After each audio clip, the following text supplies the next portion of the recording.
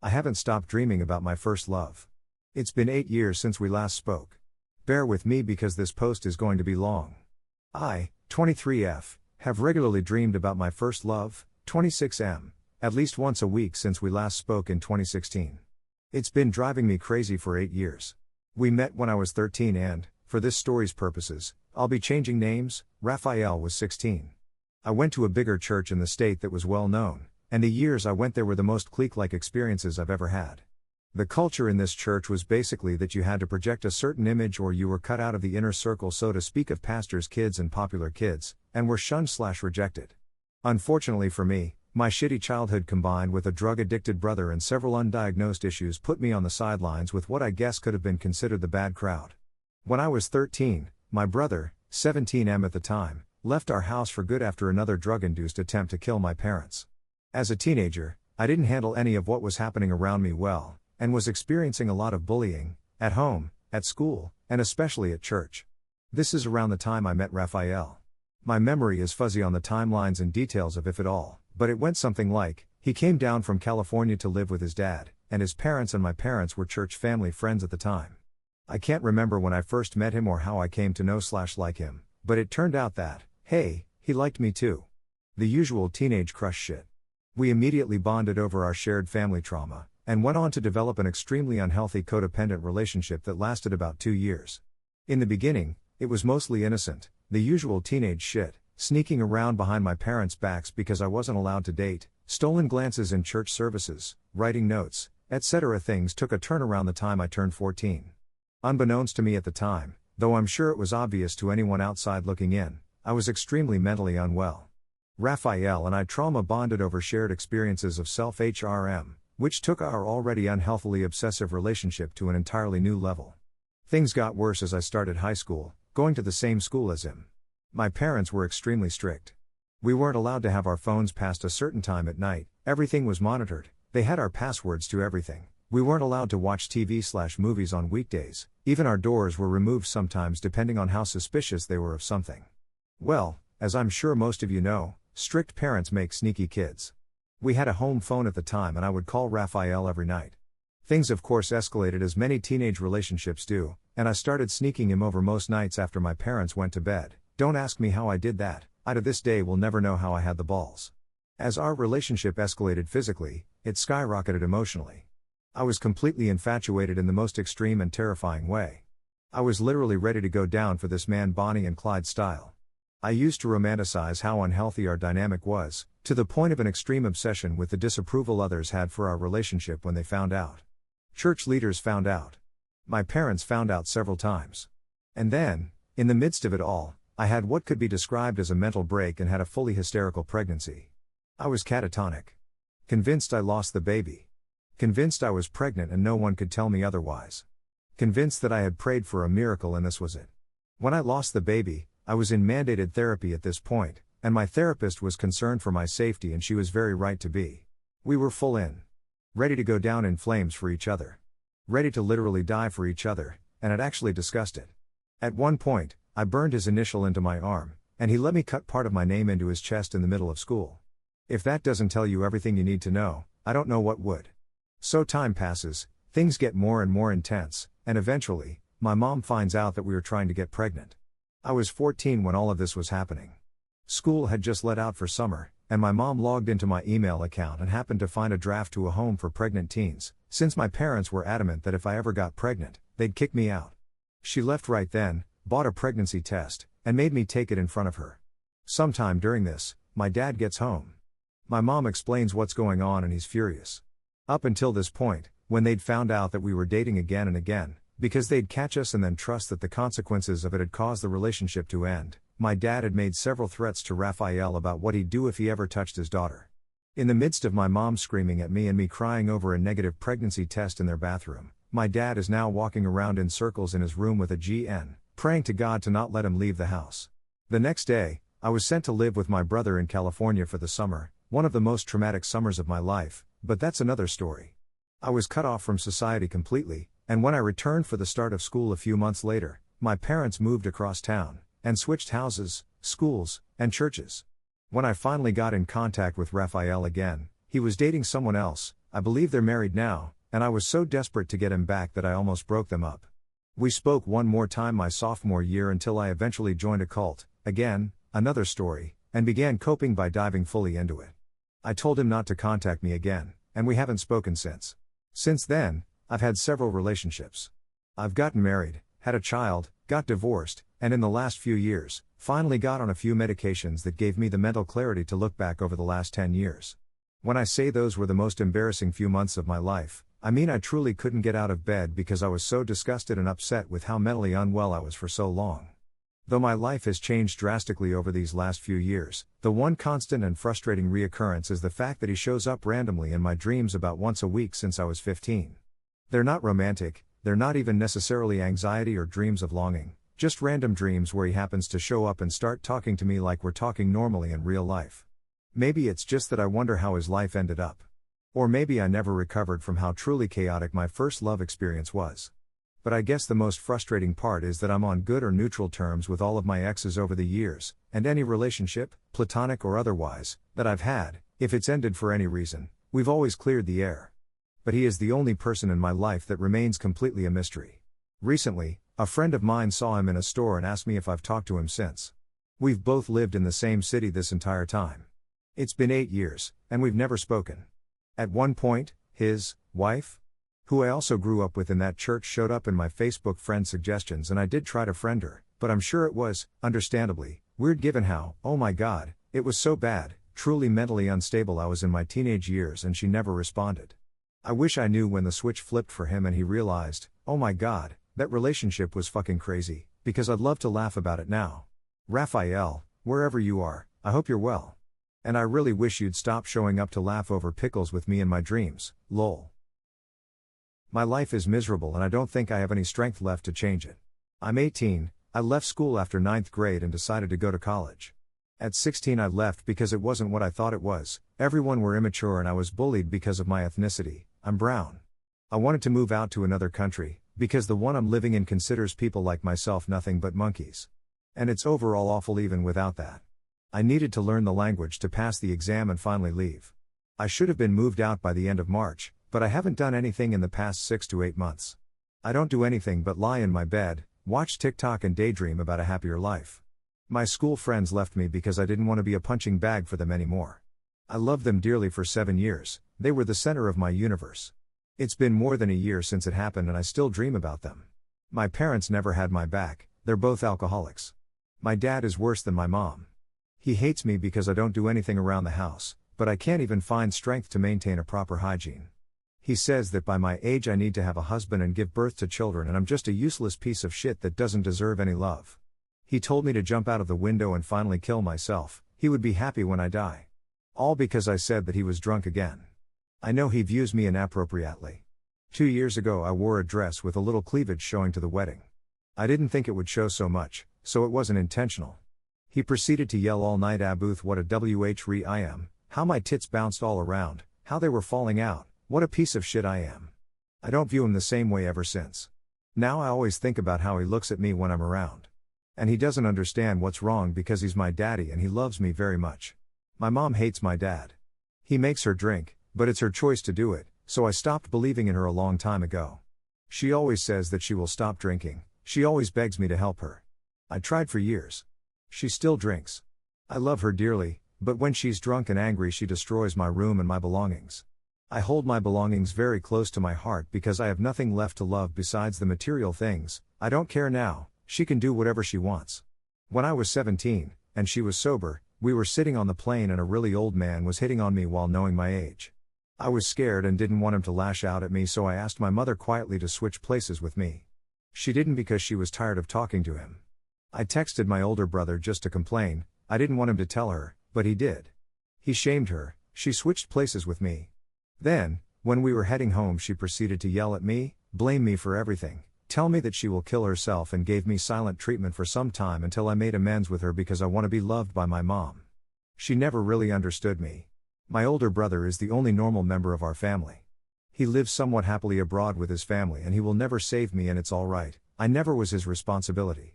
I'm just really hurt and tired. I always was on my own and no one helped me. I just want someone to save me, but I know no one will. I'm really alone, I tried to have friends but I'm always failing. I can't even cut off people from college that I hate. They openly hate women, Middle Eastern and black people. And I'm scared of cutting them off completely even if we don't talk at all. I have my childhood best friend and sometimes my brother to talk to, but that's it. I'm happy to rot in my room, I'm happy to lie under the covers, I'm happy to watch cartoons and pet my plushies. I don't see the point in living anymore. I plan on killing myself when things get too hard, but I never will. Because I'm a coward. I always wanted to end things, but I never did. Because I'm scared of pain and because I'm scared of death. I'm stuck. I tell you to take a risk and ask out the person you like even if you think it won't work out. Backstory: I've known this girl, F24, since we were kids, same elementary school, middle school, talked throughout high school although at different areas, talked throughout college, going to events and doing normal things together and stayed connected until late February of last year. I honestly consider her my best friend in the whole world, no best female friend, guy friend BS. I've met and befriended and worked alongside her mom where she took a chance and hired me because she knew I've been friends with her daughter for a long time. I've come to know her sister and became kinda close, picked her up from school and drove her around when needed. Never met her dad as he's always outside the nation on business trips, but was still well acquainted with the family and some extended members as well. We gone through arguments and all kinds of trouble and secrets that we would keep from her parents as they are a bit strict even up to our mid-20s. Latin households be like that, or in other words, we would continue to act like kids when we were talking or hanging with one another but just as adults now. Regardless, mid-2022 I began having feelings for her as I began to realize the history we had and fell in love with her charm. It was the biggest deal for me because I knew she had a bad habit of being stubborn and once she had her mind set or became accustomed to something, she wants it to stay like that forever, so I knew it was going to be an uphill challenge but I had to tell her something. So we would always have a joke on holidays to give each other gifts and act as if we were a married couple. So come February 2023, after almost a year after she broke up with her ex, I decide to shoot my shot and I try to give her a Valentine's Day gift with a note inside asking her if she would like to go out with me. Things get delayed but unfortunately she didn't have time to meet with me till the last week of February where it'll be the last time I could see her before my work. I now work at a different job at the time, starts becoming my life every day. I couldn't meet her then and handed it off to her mom to give to her. They both work near each other at different facilities. I get a text from her later that she got the gift and will check it out later after getting home. Anxiously waiting, I tell her to enjoy it and that I remind her that I left a note. Hours go by and no response. A day goes by and nothing. Weeks become a month and literally my worst nightmare came true. She's cut me off. Before I go into full panic mode, she has done this before. She would go a few days or weeks without communication on any social media or even friends because she's stressed and it's never anything good as she's done it with her grandparents dying, parents getting screwed over on taxes, lots of debt that her family has and she has to work to help them with it, etc. etc. So I'm patient and waited out coping that things work out in the end. 2 months go by and by then I've sent her many messages asking if everything is alright. At this point I don't even bring up the note or care about it and I much rather pretend I've never sent it if it means I can still talk to her, but nothing. Another few months goes by and it's now her birthday. I stopped texting her after 2 months and I mailed a gift with a note. This is my last method of contact with her cause I wholeheartedly believe that I've been turned down in the worst way imaginable. I tell her no matter what I'm always going to be her friend and that the years we spent together were the best memories I will keep forever and that I value her company and time she shared with me. She isn't a cold-hearted ass, I know her well enough to know that. It's just the whole cut-off situation that got me by surprise. She would tell me something even if it were something insignificant or dumb, but this response just devastated me till now, and am finally ready to move away from this.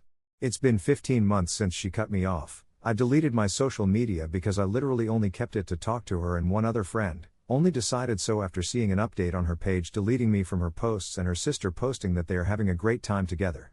Seeing her hurts so I hope it's understandable. I'm glad I told her cause I always read stories on how people regret never asking the one they like out as they would never know if it could have worked out or not, and unfortunately in my situation I got the bitter end of the stick. I know that what she did is an asshole move. It makes me mad sometimes thinking about it, but then I know that I can't stay mad cause she treated me well over the years and that kindness she shared with me almost excuses it. Her birthday is next month. I've had Google events that I shared with her over the next few years that we would do together such as see Halley's Comet when we are old, conventions, plan meetups, and I'm just erasing them all. I'll block her phone number after posting this cause it makes me a little sick thinking about her. I don't even know what I'll say if she tries to talk to me again. I just know that I won't want to respond. I doubt she'll ever see this, but if you are, be good. I emotionally cheated on my ex with his then friend. I was in an emotionally abusive relationship which I didn't realize until it was too late. I saw all the red flags, his bouts of anger, unpredictable reactions to the same situation, throwing things at me, breaking walls, blaming me and all that. But there were so many good moments that I actually took the blame most of the time because I thought that since he can be that extremely good to me, it must be me who's doing something wrong. Took me a while to recognize it as abusive, learn about the cycle of abuse, boundaries, trauma bond and all those words that everyone throws around for the last few years. Yes, narcissistic abuse, gaslighting and so on. I am embarrassed about the fact that I tried to break up with him for 2 years and wasn't able to get out. Basically, I broke up with him but he refused to accept it and bullied me for the next 2 years. We kept living in the same house but different rooms. It is crazy to me that it took me so long to actually stand my ground firmly and finish what I started. I had undiagnosed major depression most of that time. Once I got diagnosed and got prescribed meds half a year ago, I am finally getting out. I now am extremely embarrassed to even think that I wasted 2 years in constant fear and anxiety, feeling trapped in my own house and just wishing everything to stop. I didn't have any social support, there was nowhere to go. We moved to another city far away so I had no one here. It took time to find some friends. It is especially hard when all your steps are being controlled. And not very many people want to be friends with a person who's being abused, it turns out/s. Anyway, this is not what I want to take off my chest. 3.5 years ago my ex and I started hanging out with some of his coworkers. And we all became very good friends. One of his best friends grew especially close to us. He'd come to our place almost every other week, and we'd hang out somewhere else other days, go camping, hiking and all that. The only time I felt safe around my ex was when that friend was around. Let's call him G. I liked chatting with G. It was like a gulp of fresh air. I finally felt heard and understood.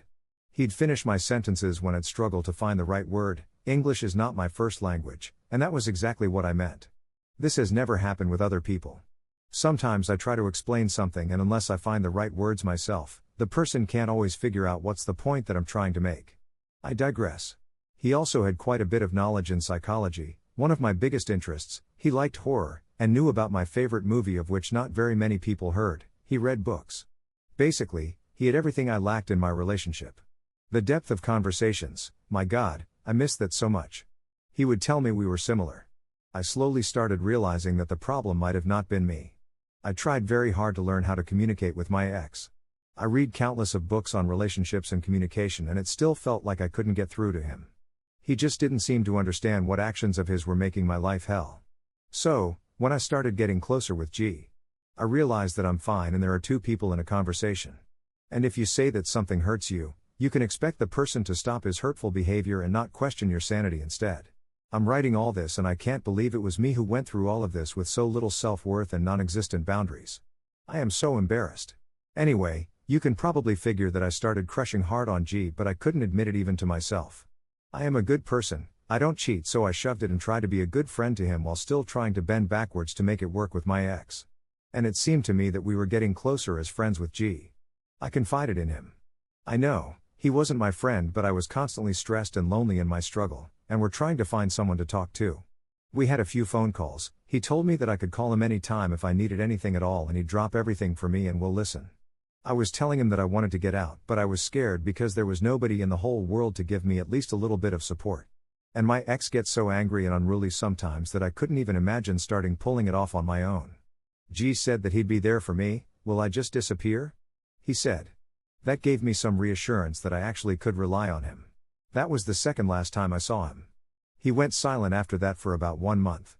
I can't remember what I felt then but I was afraid of being rejected so I let it be for about a month. My ex and him stopped being friends. I'm not sure about the nature of their conflict and what exactly happened between them. I missed him a lot. I was so used to him being around that now not only I never felt safe anymore, I also lost a dear friend I thought I finally found. After a month I reached out and to my surprise he replied and we went for a coffee. The conversation felt so forced that I knew that this was the last time I saw him. Even though he left saying something that implied that we will continue to be in touch. We didn't. I reached out another 2 to 3 times by text in the next 6 to 7 months. He replied after a day or two.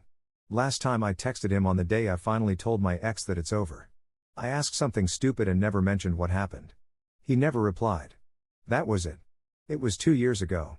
He moved to a different city. I've been replaying the warm little memories of us spending time together ever since. It felt so genuine that it honestly left me confused. One day he was there for me and then he disappeared from my life like I was nobody. And I don't know how to finally let it go and accept the void it left in me. How to drop the hope of reconnecting and snap out of the stupid fantasy land. Those little memories, though, helped me to escape the reality I was in for the past 2 years. But now I feel like they serve their purpose and it's time to let go. I'm not even sure he remembers my name at this point. I also realized today that between the first time I met him and the last time I saw him was less than a year time. But it was so full of events that it felt longer. But the most embarrassing part is that I'm thinking about him on and off for more time now than I've known him. I am now 33. I don't think I will meet anyone who I can feel the same way. Safe. Understood and heard. This connection I felt was very different from the connection I have with everyone else.